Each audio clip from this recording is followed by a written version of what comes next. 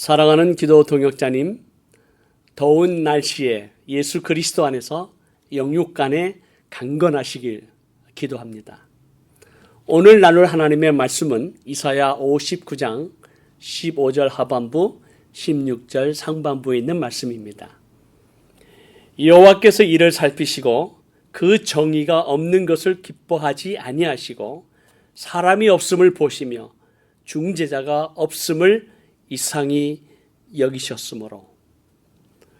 오늘 여호와 하나님께서 그 당시에 그리고 오늘날 세 가지가 없음을 기뻐하지 아니하시고 또 보시고 이상히 여기셨다고 말씀합니다. 첫 번째는 정의가 없는 것을 기뻐하지 아니하셨다고 합니다. 정의란 무엇입니까? 정의란 로마 신화에 나오는 두 눈을 가리고 한 손에는 칼, 한 손에는 저울을 들고 있는 저스티티아라고 하는 여신에서 나온 단어입니다. 그리스 철학자 아리스토텔레스는 정의라고 하는 것을 평등이라고 정의하면서 세 가지의 정의를 얘기하고 있습니다.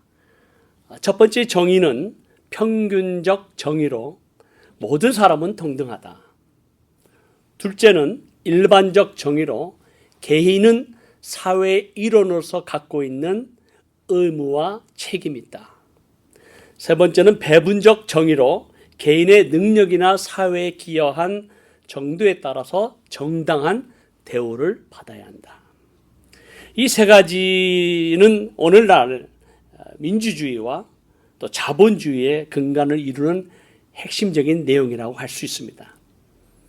그렇다면 성경이 말하는 정의라고 하는 뜻은 무엇입니까? 성경이 말하는 정의는 히브리 말로 미슈파트라는 단어입니다. 이 뜻은 마음을 같이 하다, 혹은 마음을 함께 나누다, 그런 뜻이 있습니다. 다시 말하면 이웃을 향한 사랑, 이웃을 향한 섬김, 나눔, 베품, 곧 행동이라고 하는 것을 말하고 있습니다.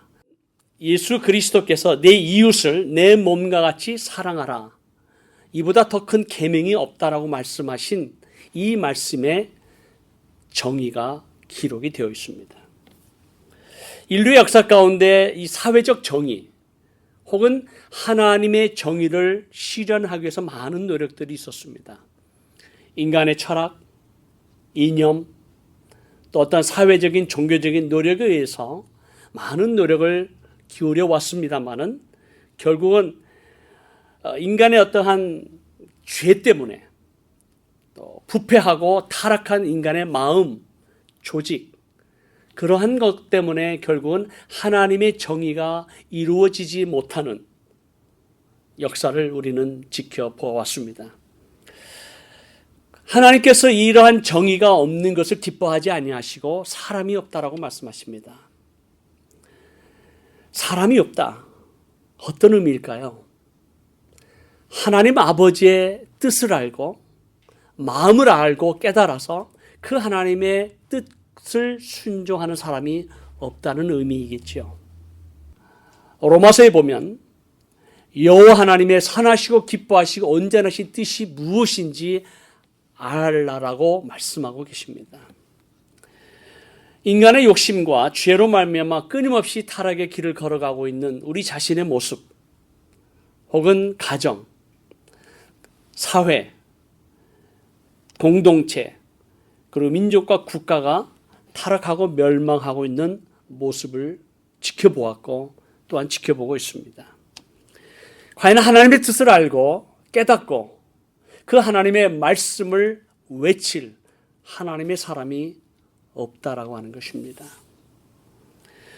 오늘날 이 세상으로부터 교회가 무너지고 가정이 파괴되어지고 또 국가 간의 민족 간의 수많은 갈등과 전쟁으로 인해서 인류의 역사가 파괴되어 가고 있는 모습을 우리가 지켜보고 있습니다.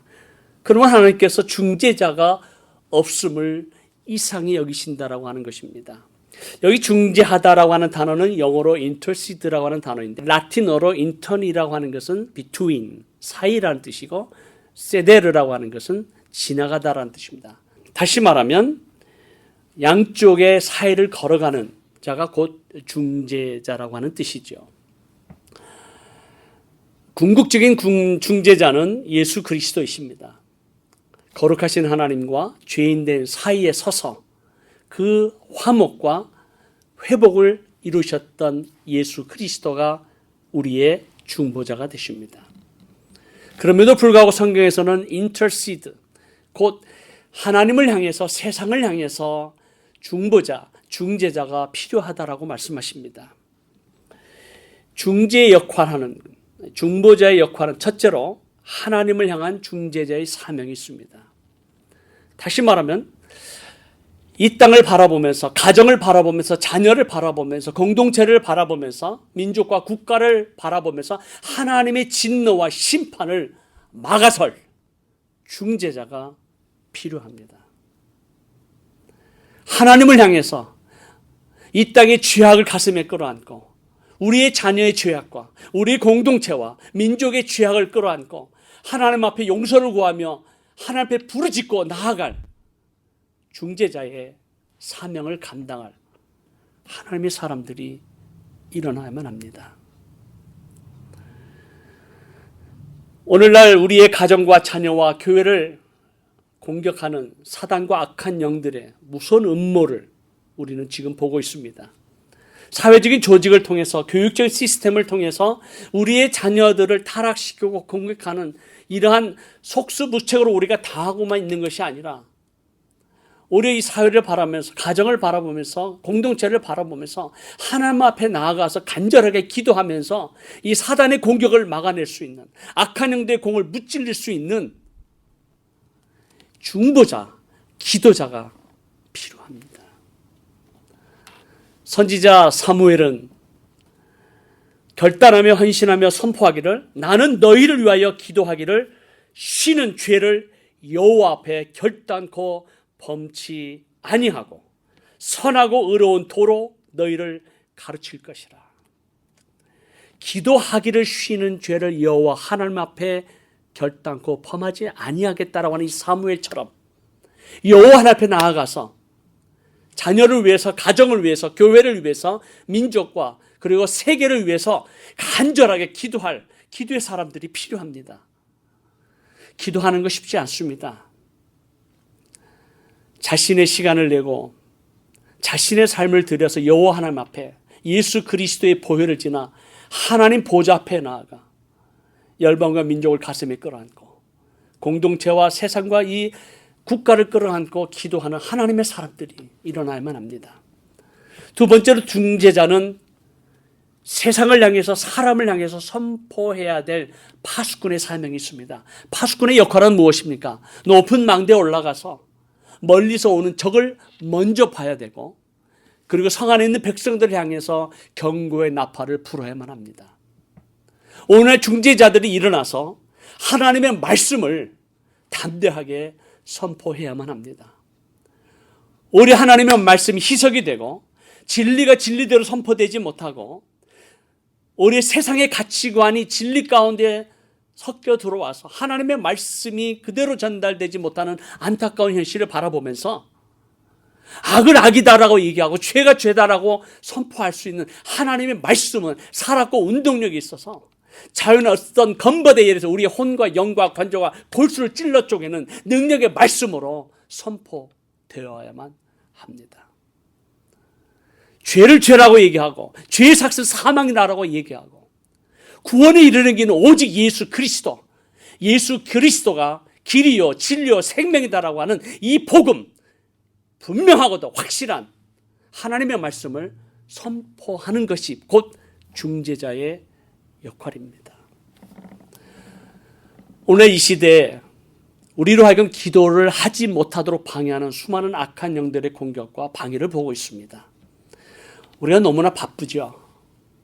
그래서 지금 이 시기에야말로 오히려 우리는 거룩하신 여호와 하나님 앞에 나아가 중보자로 기도해야 할 때입니다. 우리가 뒤로 물러가 침륜에 빠지지 아니하고 게으름과 나태로 인해서 우리의 삶이 영적으로 피폐해지지 않게 하기 위해서 오히려 우리는 중보의 자리로, 기도의 자리로 나아가야 합니다. 아니, 오히려 우리는 자녀를 위해서, 가정을 위해서, 더 나아가 열방과 민족을 향해서, 우리가 기도하는 터키와 이슬람권의 잃어버린 영혼들을 향해서 우리 중보의 자리로 나아가야만 합니다. 사랑하는 기도 동역자님, 기도의 자리로 나오십시오.